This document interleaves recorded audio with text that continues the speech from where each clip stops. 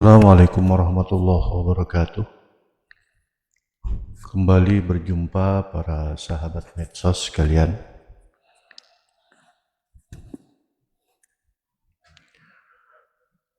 Dengan channel Quran, Kuantum Kesadaran. Ya. Dan saya pribadi menyampaikan di awal tentang pentingnya. Marilah kita mencari jalan atau sistem untuk menjadi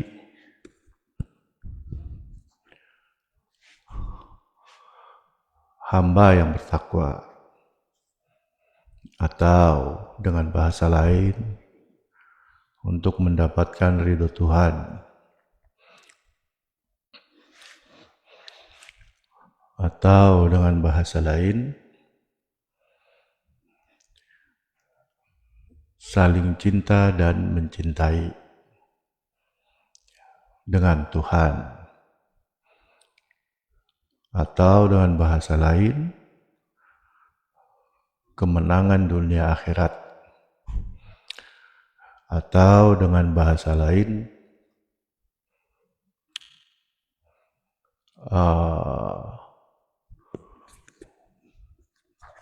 mencapai kebahagiaan sejati, yang asli, yang tak terbatas.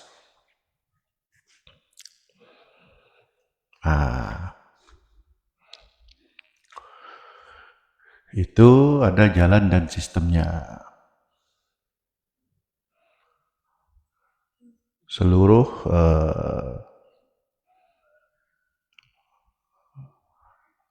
video-video saya itu menyampaikan sesuatu yang memang selama ini seperti hilang di telan bumi. Berupa apa? Berupa ilmu ma'rifat. Tapi disampaikan secara teori, sedangkan ilmu ma'rifat itu adalah ilmu dimensional, pencapaian dimensi.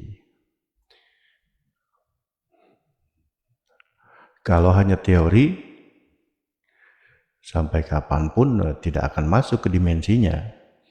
Jangankan dimensi terakhir, dimensi awal pun tidak. Kalau hanya berkutat di teori, entah dari Quran, hafal, tahu berbagai macam tafsir,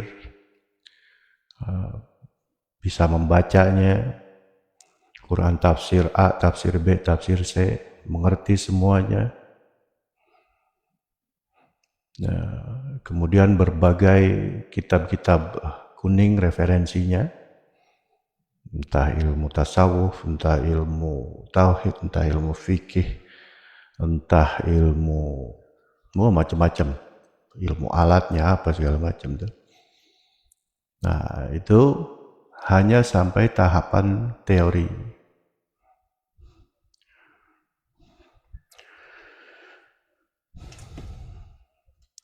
Itu tidak akan masuk ke dimensi yang sebenarnya. Ya. Mohon maaf, begitu faktanya. Jadi tidak bisa hanya puas di teori, ngerasa sudah praktek. Perasaan kita memang sudah, tapi dimensi ini adalah dimensi metafisik berupa penangkapan tingkatan-tingkatan kesadaran. Dari kesadaran kita sebagai manusia, itu pun belum tentu, ya mohon maaf, belum tentu kita manusia berkesadarannya. Bisa jadi ternyata kesadaran kita setingkat dengan jinni atau jin, dan yang selevel dengan jin macam-macam, ada siluman, ada apa dan lain-lain.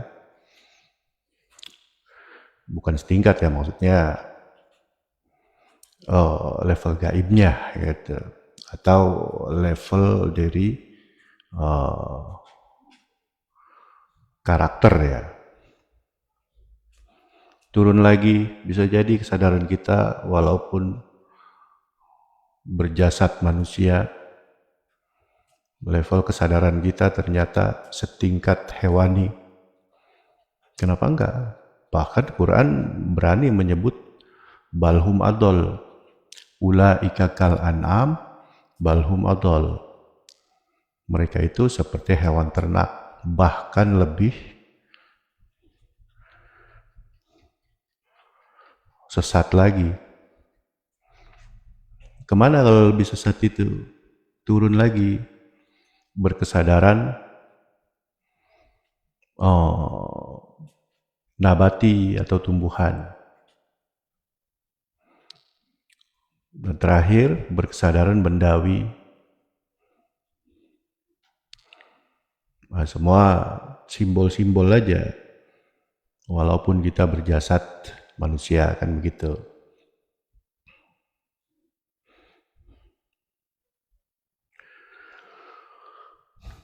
Nah, maka dengan itu seluruh video-video saya, karena memang yang pertama bagian dari saya untuk taat kepada guru saya, diperintahkan menyampaikan di publik, saya sampaikan. Sarananya adalah ya online ini gitu. Tugas saya untuk sami'na wa ta'na, ya seperti itu.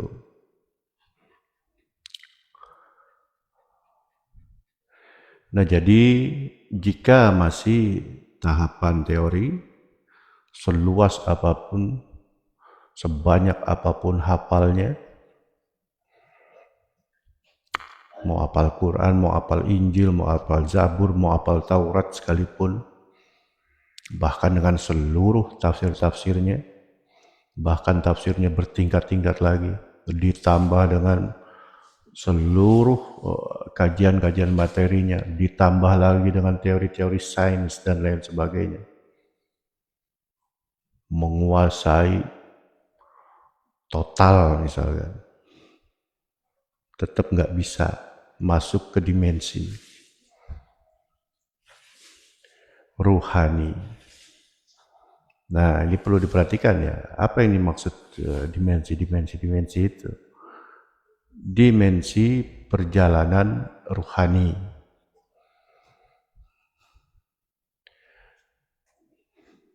Jadi jiwa kita itu, kita sebagai manusia ada jiwanya toh, ya, kalau kata guru saya gitu kan, pasti ada jiwanya. Jika tidak ada syafaat dari Nur Muhammad, apapun casing Anda itu pasti turun di level kesadaran bawah. Itu yang tadi, apple to apple tingkat kesadaran. Itu pasti. Diakui atau tidak, nah ada bahan ujinya. Walaupun secara jasmani kita ini ya manusia, tapi level kesadarannya belum tentu manusia. Tapi jika ada nur Muhammadnya atau nur qadimnya, maka dari jiwa akan naik ke atas ke alam-alam ketuhanan. Apa itu simbol-simbolnya? Yang pertama alam kubur, kemudian kiamat, kemudian mahsyar, kemudian siratal mustaqim, neraka, surga, kemudian sidratul muntaha, dan Tuhan itu sendiri, atau gampangnya arsy, atau saudara kita Nasrani menyebutnya istana kerajaan Tuhan, kerajaan Allah ya. Seperti itu. Dan itu hanya bisa dicapai dengan unsur yang harus kita masukkan oleh pihak ketiga. Sama kayak kita dari rahim masuk alam dunia. Nah, itu naik kelas ya, dari kesadaran di rahim masuk ke kesadaran dunia. Ya seperti itu. Alamnya pun berbeda, adaptasinya berbeda, cara makan aja udah berbeda kan. Kemudian level kesadarannya pun pasti berbeda. Begitu juga dari alam dunia untuk masuk kepada alam-alam akhirat tadi. Harus melalui sistem Islam dan sistem iman, tapi bukan teori. Melalui yang biasa dikenal kalau di dalam ilmu tarekat itu adalah baiat, yang esensinya atau prinsipnya adalah seperti dia ada di dalam surah Syura ayat 52, yaitu penanaman nur iman dan nur kitab. Nah, itu walaupun secara fisik ya, sama aja di dunia juga, tapi level kesadarannya sudah berbeda.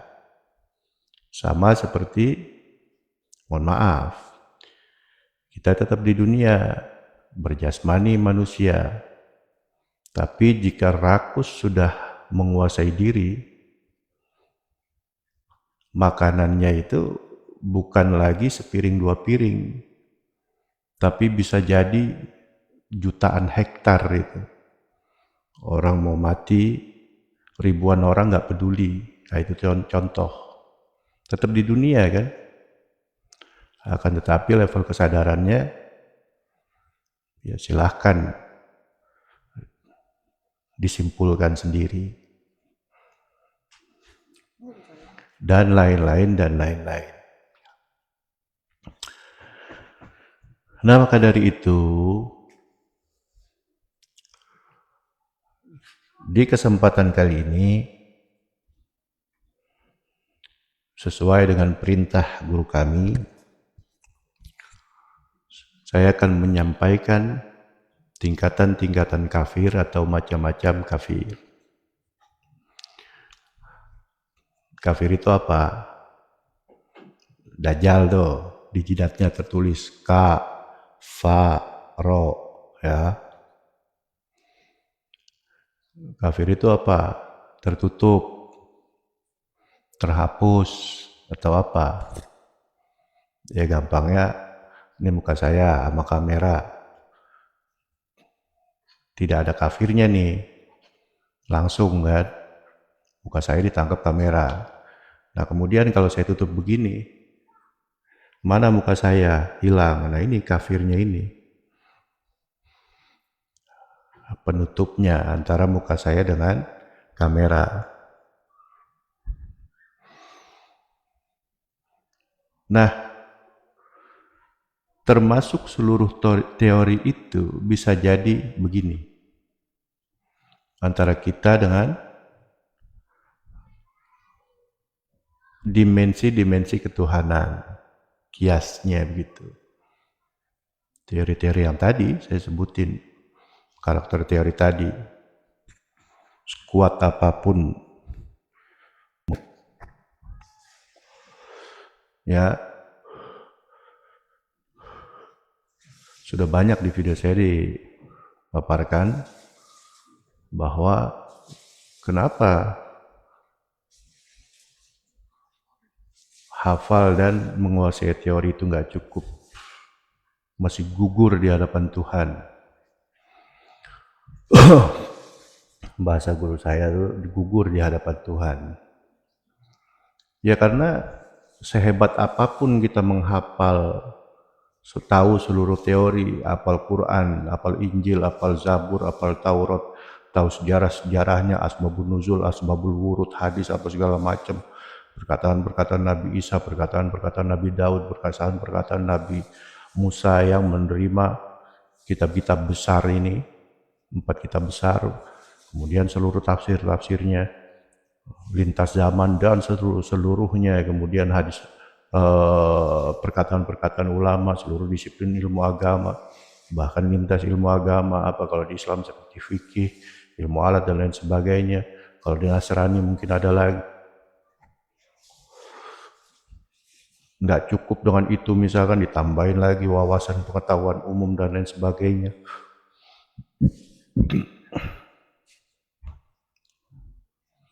Cukup gitu? Tidak. Lihat aja Nabi Muhammad, buta huruf, buta tulis, tapi masuk ke dimensi alam ketuhanan. Benar. Dari dimensi alam ketuhanan itu, seluruh dimensi para nabi-nabi sebelumnya, itu beliau alami. Begitulah belajar yang sesungguhnya. Ya, kita memang di downgrade, settingannya kan begitu. Ya, kalau nggak begitu nggak akhir zaman, coy. Bener ya? Sangkanya belajar itu tuh menguasai seluruhnya. Iya, kenapa bahasa guru saya itu gugur di hadapan Tuhan? Kenapa bisa gugur di hadapan Tuhan? Karena dimensi ruhani itu dimensi tidak ada ruang dan waktu, tidak ada lafal huruf. Nah, seluruh pelajaran yang dikuasai tadi lengkap selengkap-lengkapnya, misalnya sehebat-hebatnya, itu cuma diserap oleh otak akal. Berapa kali saya sampaikan itu, sebagaimana saya dengar dari guru saya, otak kita ada itu pas kita lahir. Berarti kan relatif. Nggak ada nanti, setelah kita meninggal ya nggak ada, berarti ada awal, ada akhir. Sedangkan dimensi ruhani itu tidak ada awal, tidak ada akhir. Kodim kan? Gitu. Bagaimana bisa seluruh teori lengkap, selengkap-lengkapnya, tapi hanya bisa ditangkap oleh sesuatu yang terbatas, ingin masuk ke dimensi ruhani. Sama kayak kita, kondisi begini, saya berpakaian begini. Kita berpakaian biasa, kemudian mau naik ke luar angkasa, tanpa perlengkapan yang memadai, baju-baju luar angkasa atau apa kostumnya, kostum luar angkasa, atau oksigennya dan lain-lain kan. Sebab sudah berbeda alamnya. Atau nggak usah jauh-jauh. Kita ingin menyelami dunia air, entah sungai, entah laut, apalagi kan. Itu batasnya saja hanya 5 meter, selebihnya harus ada alat khusus agar supaya organ-organ kita terlindungi kan. Tabung oksigen contohnya, dan lain-lain. Sebab makin dalam makin indah alam air kan begitu. Gitu. Jadi sama aja kalau menguasai teori, itu kiasnya kita menguasai teori tentang peralatan-peralatan untuk menyelam puluhan, ratusan, atau mungkin ribuan kilometer di bawah air untuk bisa eksplorasi alam air yang indah-indah itu. Kita kuasai seluruh teorinya, bahkan rumusannya apa segala macam, tapi nggak nyelam-nyelam. Sampai kapanpun nggak masuk dimensinya. Itu yang dimaksud gugur di hadapan Tuhan. Kiasnya begitu. Dan ini banyak tidak disadari di akhir zaman ini. Makanya guru kami menyebutnya apa yang missing link ini, apa yang hilang gitu. Ada sesuatu yang hilang. Antara teori dengan praktek ada metodologi atau cara praktek. Nah, ini di cara praktek ini sebagaimana yang dialami oleh Rasulullah, langsung metodologi tanpa teori, bahkan oleh Nabi Muhammad SAW itu langsung masuk metodologi, tanpa teori. Seperti apa wujud metodologinya atau cara praktek rohaninya? Sekali lagi ya, metodologi atau cara praktek rohani dan Nabi Muhammad. Ya, beliau itu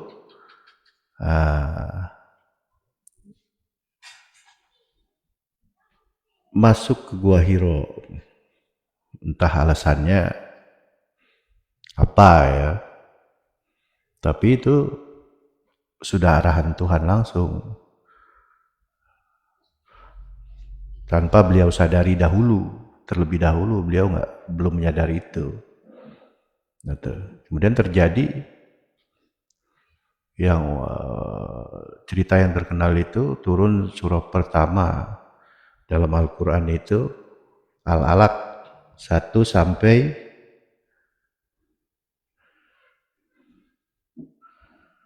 5 ya.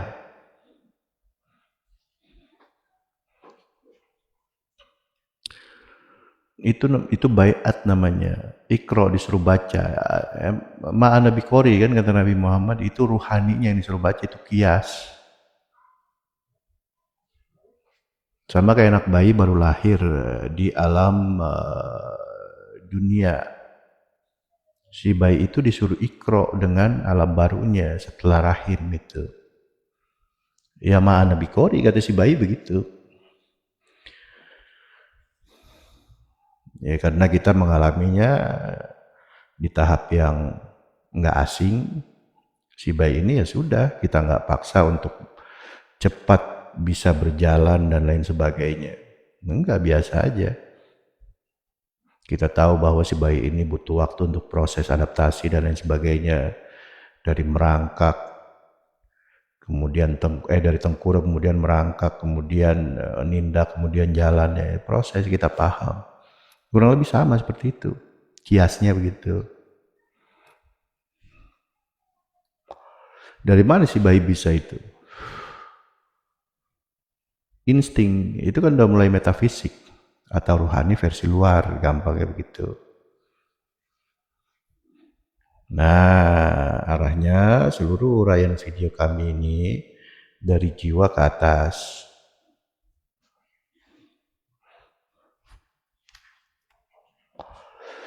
Nah, begitu. Baik, di kesempatan kali ini saya akan menyampaikan tentang apa tadi, kafir ya. Saya pikir kafir itu cuma dua ya, kafir harbi sama kafir zinmi ya. Kafir harbi artinya kafir yang wajib diperangi. Kafir zinmi ya kafir yang wajib dilindungi kan gitu. Ternyata banyak kafir itu tuh. Berarti bertingkat-tingkat ya, atau berbagai macam jenis. Ya, baik, saya mulai ya.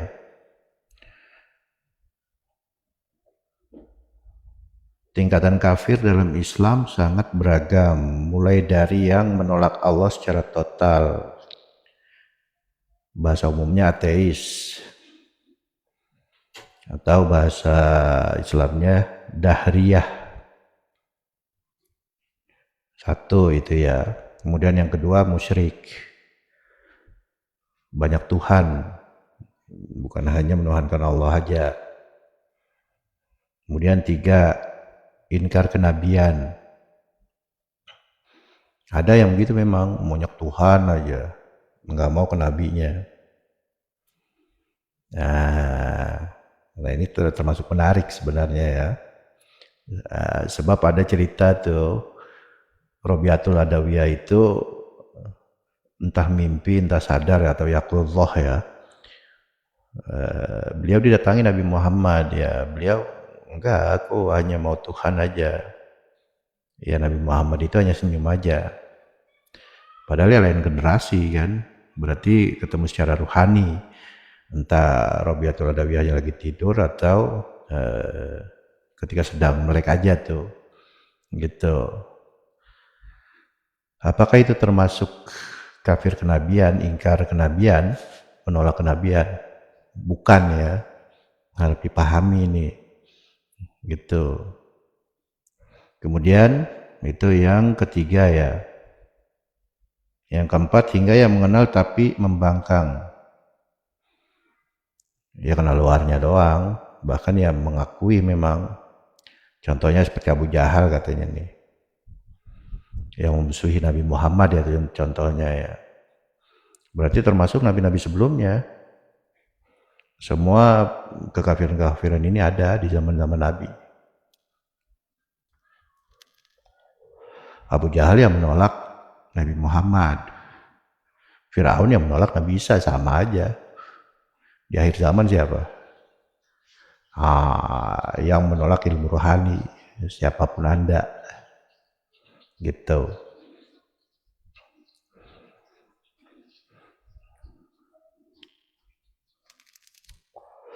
Itu yang 1, 2, 3, 3 ya, kemudian 4. Ada yang munafik ya, ini termasuk kafir juga. Pura-pura beriman. Atau bisa juga pengkhianat ya, sudah beriman tapi keluar, ya munafik juga. Kami lanjutkan, ada pula klasifikasi berdasarkan status hubungan dengan muslim, seperti ada juga ya nih, hubungan secara sosial maksudnya dengan muslim. Ada kafir harbi, mereka yang memerangi. Contohnya siapa? Ya, Nabi Muhammad, Abu Jahal. Kemudian Nabi Musa siapa? Firaun, kafir harbinya. Kemudian yang kedua zimmi.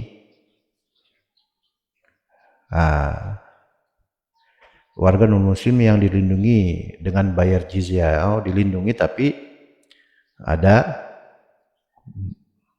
apanya, pajaknya lah gitu ya. Uang keamanan, gampangnya jizyah ya.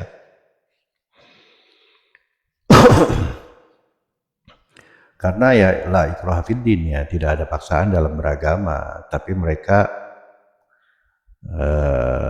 tidak memerangi, tidak memusuhi, rukun-rukun aja dengan bersosial dengan Islam tuh, contohnya begitu. Ya,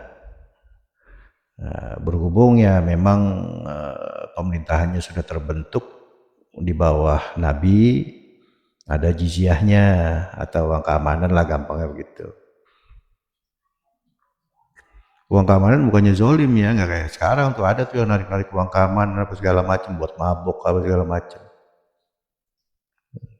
Semoga secepatnya dibersihkan Tuhan gitu. Kalau ini uang keamanan tapi berupa ya namanya ronda butuh kopi, gampangnya begitu kiasnya. Ronda butuh kopi, uang melek apa gitu. Itu dua ya. Kemudian bentar saya lengkapi dulu. Ya kalau belum ada pemerintahan Islam ya tidak ada jizyah, hanya sekedar rukun aja gitu ya. Itu tambahannya. Kenapa ada uang keamanan atau jizyah ya karena pemerintahannya sudah terbentuk oleh Nabi. Nah kemudian yang ketiga muahid, pihak terikat perjanjian damai. Ya gampang ya, pihak terikat perjanjian damai harus dibikin perjanjian sebab berpotensi memerangi, dari kafir harbi berarti. Ya sudah, ada perjanjian perdamaian, kalau melanggar sikat, gampangnya begitu. Nah itu disebut kafir muahid ya. Itu yang ke 1, 2, 3. Kemudian yang keempat, ini kafir secara sosial ya. Yang keempat musta'man, yang diberi jaminan keamanan sementara. Contoh orang berkunjung dan lain-lain. Ya gitu. Kalau sekarang kan ya begitu ya, lapor RT, RW kan gitu. Dapat perlindungan keamanan sementara ya gitu.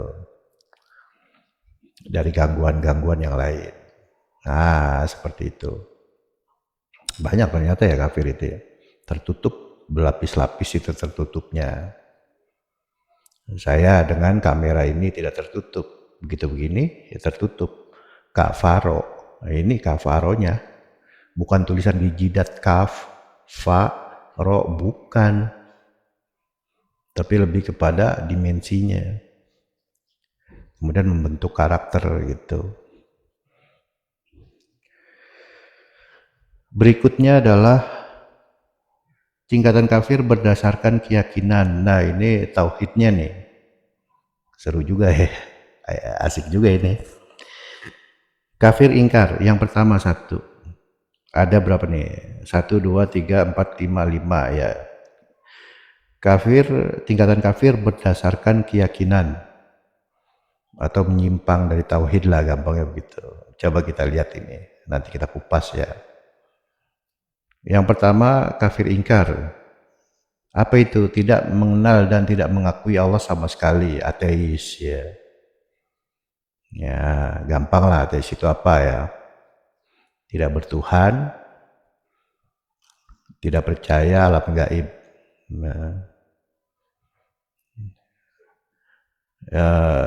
Mereka hanya percaya kepada kemampuan eksakta saja.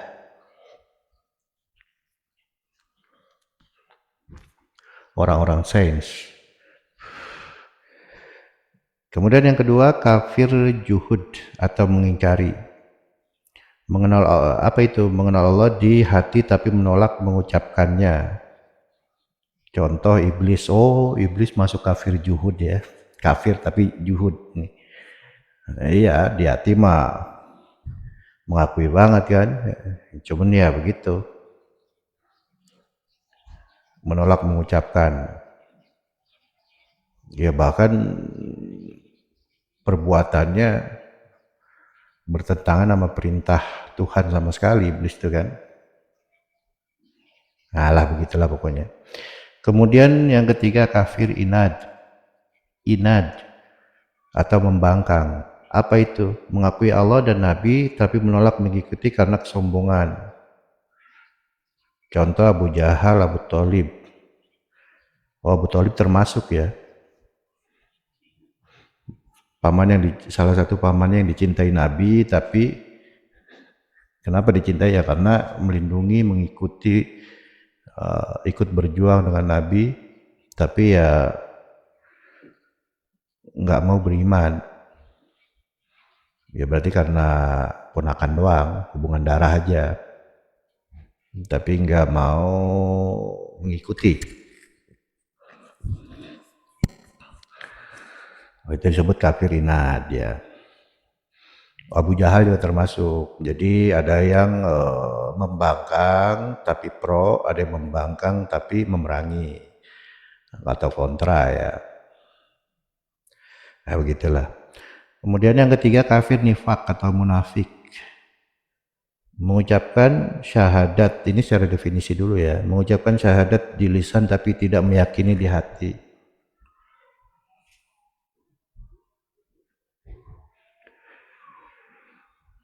Di mulut doang. Oh iya, beda antara mulut dengan hati ya, gitu maksudnya. Ya munafik itu termasuk kafir. Ayatnya kan innal munafikina fid darkil asfali minan nar. Munafik itu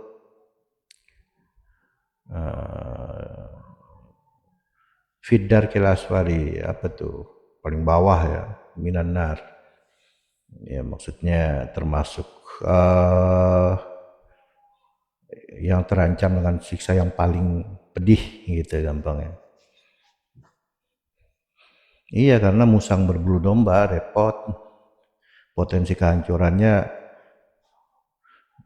agak sulit dideteksi gitu. Kalau yang musuhi benar kan kelihatan, ini enggak, seolah-olah pro tapi menggunting dalam lipatan ya gitu, berpotensi seperti itu. Nah kemudian yang kelima kafir zohiri atau secara tindakan. Apa itu? Kufur yang tampak dari perbuatan, bukan keyakinan. Oh, dia nggak tahu. Tapi seluruh perbuatannya mencerminkan kekafiran. Tapi dia nggak, karena dia nggak tahu gitu. Contoh, membunuh orang beriman. Gitu. Sama kayak pengawal-pengawal kerajaan yang mengejar Nabi Zakaria ya, yang kemudian dibunuh di dalam pohon ketika Nabi Zakaria di dalam pohon. Ya, dia hanya menjalankan tugas rajanya, yang tahu mah rajanya, dia menjalani tugas saja gitu. Kafir zohiri. Nah itu tingkatan kafir berdasarkan keyakinan atau kufur. Ya ini klasifikasinya combro amat ini ya. Tapi nggak apa-apa lah. Namun juga orang belajar kagak masuk dimensi rohaninya, cuman tahu nama-namanya doang ya nggak. Ya udah, kami yang berusaha melengkapinya dengan pemahaman secara dimensional lah gitu ya. Dimensional rohani maksudnya. Nah berikutnya adalah tingkatan kafir berdasarkan hubungan dengan muslim, sosial ya. Yang pertama kafir harbi, ahlul harb. Apa itu? Yang memerangi kaum muslimin, tidak ada perjanjian dan tidak tunduk pada hukum Islam.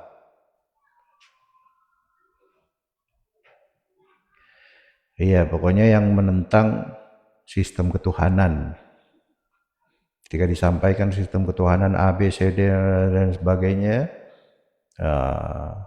sudah sangat jelas, lengkap dan lain sebagainya. Mereka lah yang paling menentang. Ya, harb atau ahlul harb disebutnya.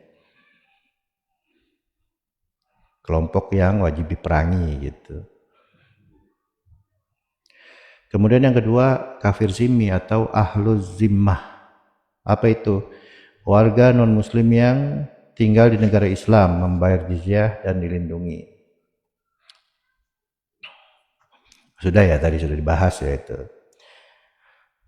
Kemudian yang ketiga kafir muahid, ahlul ahad. Yang terikat perjanjian, apa itu? Yang terikat perjanjian damai dengan kaum muslimin, ini juga udah. Yang keempat kafir musta'man. Apa itu? Orang asing yang diberi jaminan keamanan sementara untuk masuk ke negeri muslim. Oh udah juga tadi ya. Tingkatan kafir berdasarkan sifat. Nah kemudian yang ketiga tadi yang pertama tingkatan kafir berdasarkan keyakinan. Kemudian yang kedua tingkatan kafir berdasarkan hubungan dengan muslim atau sosial ya. Kemudian yang ketiga tingkatan kafir berdasarkan sifat. Apa aja itu? Yang pertama kafir asli, kafir kuno, atau kafir kuno. Apa itu non muslim sejak lahir?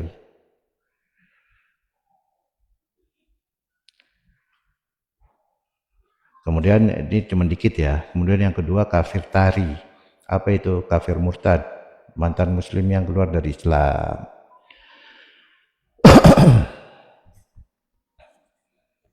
Nah, coba kita kupas ya. Yang pertama kafir asli atau kafir kuno. Bahasanya kafir kuno. Non muslim sejak lahir. Memang begitu lahir otomatis sudah muslim semua, payah memang ini.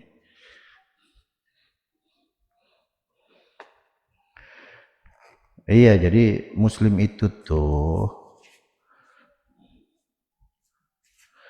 sebagaimana di ayat, nah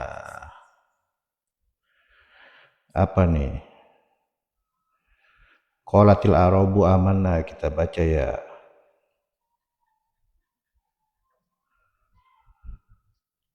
Qolatil arabu amanna. Astagfirullah.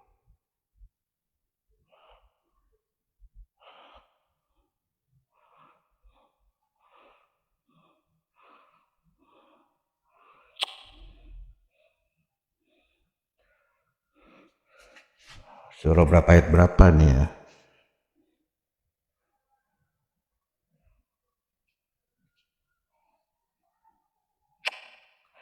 Ribet amat diketiknya ini HP.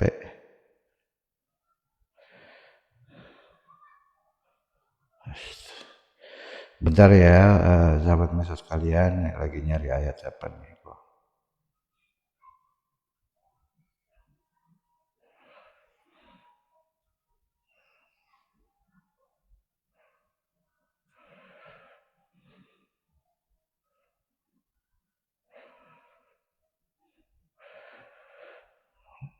Qolatil a'rabu, aduh.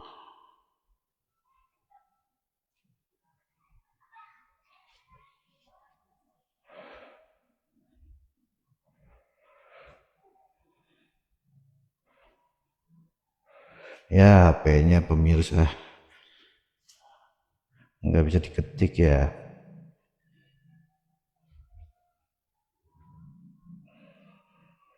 Iya, jadi nggak bisa itu lahir orang tua Islam otomatis Islam. Lahir, iya nggak begitu maknanya. Jadi bukan kelahirannya. Islam itu adalah sistem untuk masuk iman. Kan ada syahadat di situ kan. Islam itu. Syahadat itu menyaksikan. Apa yang kau saksikan? Allah.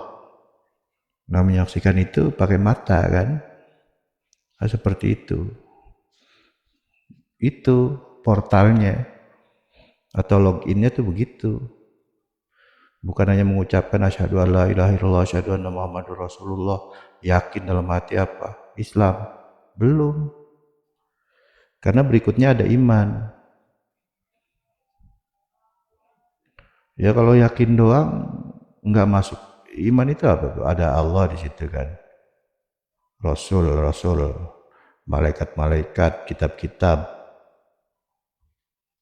hari akhir, ketetapan baik dan buruk. Itu tuh harus dialami dimensinya. Gitu. Jadi apa nih maksudnya nih? Iya, kalau dikatakan ya memang begini dah uraian dari orang yang enggak ada dimensi rohaninya ini. Tapi ya saya penyebutannya aja ya. Kafir asli atau kafir kuno non muslim sejak lahir. Gitu. Kafir asli non muslim sejak lahir. Ya orang Islam kalau nggak ketemu sistem iman ya kafir juga. Gitu. Karena dia Kafir itu tertutup kan, tertutup begini. Iman itu begini, kiasnya itu begitu, terbuka. Ini kafir, kemudian kita masuk ke sistem iman melalui penyerahan. Ada wujud Allah dan Rasul di hadapan kita, wujudnya, sifat wujudnya. Itu udah lama-lama terbuka sedikit-sedikit. Nah itu baru sistem iman. Iman itu ya udah blar, masuk sistem rohani. Sama kayak kita ke lawan jenis gitu kan.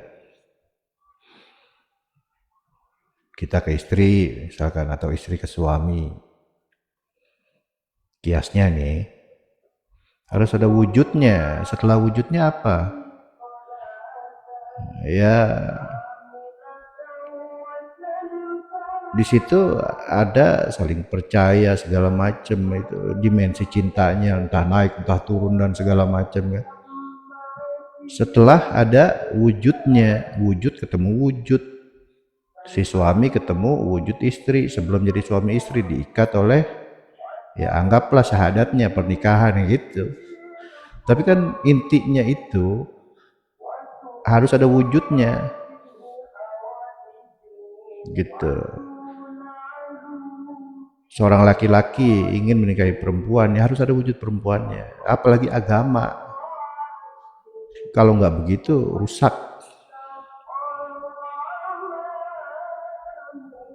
Ya demikian yang bisa kami sampaikan. Kurang lebihnya kami mohon maaf apabila ada salah-salah kata.